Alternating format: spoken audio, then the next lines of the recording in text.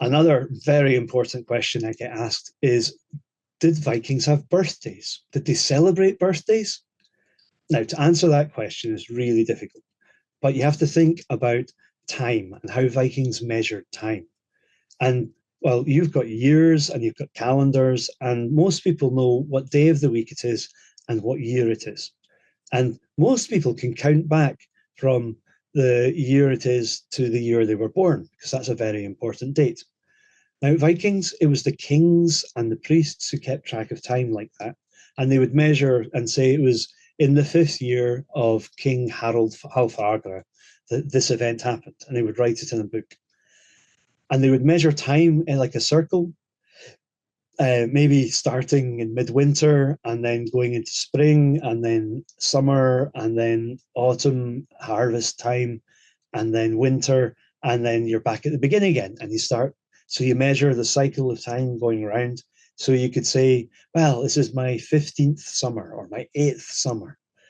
And then on that wheel, you would have festivals. So maybe you would remember when it was midwinter, the shortest day in the year. And maybe you would remember when it was midsummer, the longest day in the year. And these festivals would be able to mean you'd be able to know roughly when to plant your crops, when to harvest your crops. And if you were born, you might every midsummer think, it's another year since I was born, and have a party then. Or if you're one of the Vikings who lived in Christian lands, they kept very close calendars. And monasteries were places that recorded time. And they recorded saints' days as well. So it might be that you were born close to St. Drostan's Day.